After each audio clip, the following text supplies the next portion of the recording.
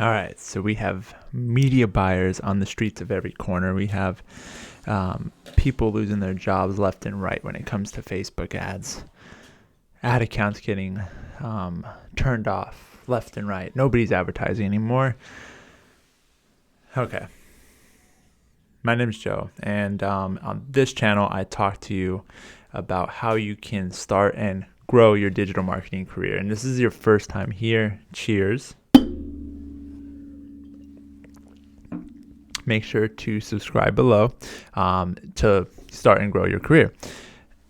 This is not the case. This is not what is going to be happening. This is what I thought was going to be happening with the media buyers losing jobs and just things going crazy. Just thinking worst case scenario, I'm like, what is the new iOS 14 update going to do to media buyers as a whole, to Facebook ads? How are they going to perform? Are business owners going to want to turn them off?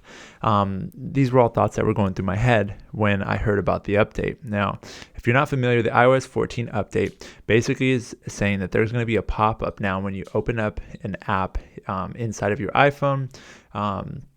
That would say, would you like to be tracked? Similar to GDPR, and when you go to a website, you see the cookies, would you like to turn on cookies? And you have to click OK.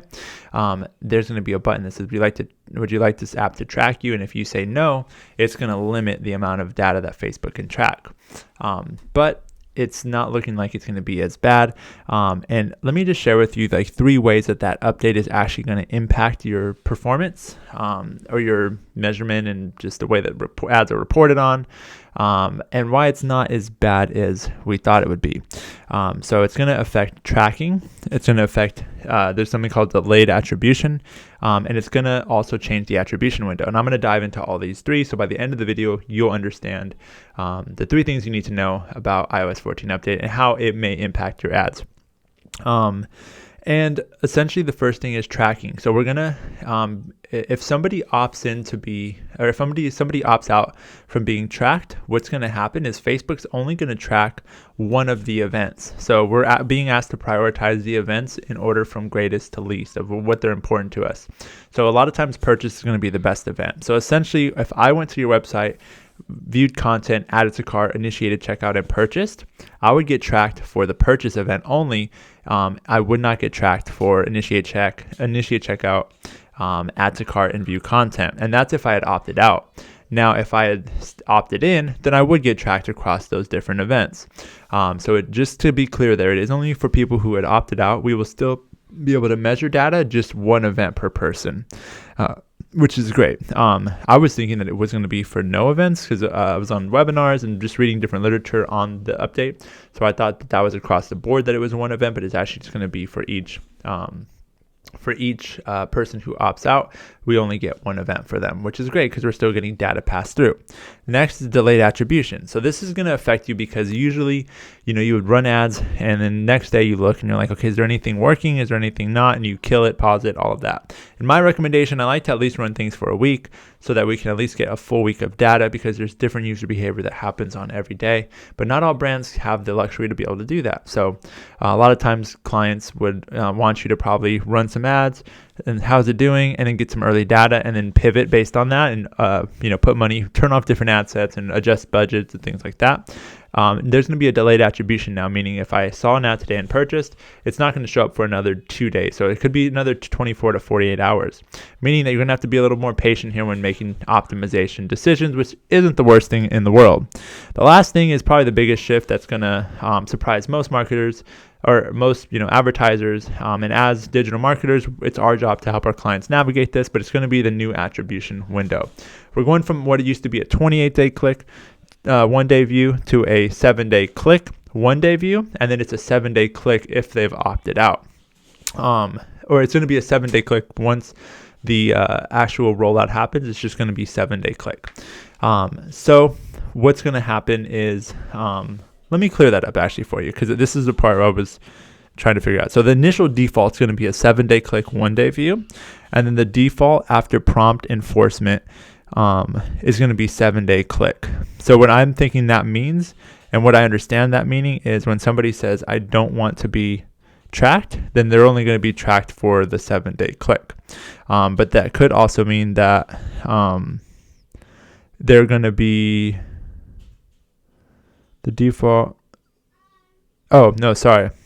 The default will be 7-day click when Apple begins to enforce its new requirements. So that it is going to be a 7-day click, but they're going to start with the 7-day click, 1-day view, but it's going to just go to a 7-day click. So that means if somebody saw your ad and then bought within 7 days of clicking, that's all that will be tracked. So we will lose everything from 8 days to 28 days of being tracked, which means your customer acquisition costs are going to look like they're rising. Your ROAS is going to look like it's tanking.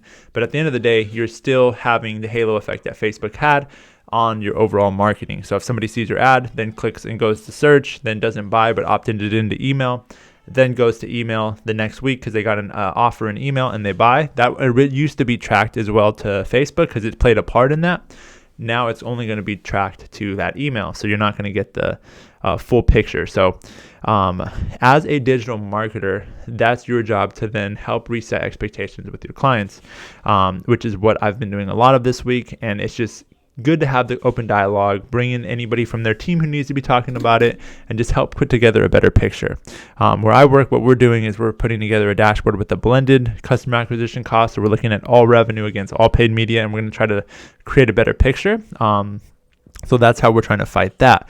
And then what I'd recommend you do starting today is putting together a roadmap for how iOS 14 may impact your client's performance by looking at things in Google Analytics over the last 90 days and in Facebook over the last 90 days and looking at the 28-day click, 1-day view versus the 7-day click model and understanding what is the difference in revenue, what is the difference in customer acquisition cost, and what is the difference in return on ad spend. And that's going to help you understand what the future may look like so that you can better reset those expectations around what do we want to see in channel, in Facebook ads, so that we can better know like these ads are working or they're not.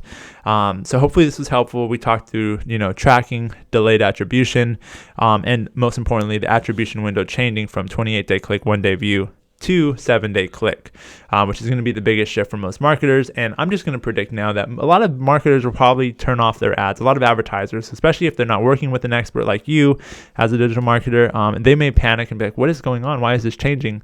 And that's going to be your opportunity to continue to scale. So hopefully this video was helpful, and hopefully it showed you the 3 ways that the iOS 14 update will impact your Facebook ads and why it's not as bad as we thought it would be. Cheers, and I will see you guys in the next video. I'm just going to stay here and drink my juice. Make sure to click here or here too, by the way. All right. Thanks, guys. Have a good rest of your day.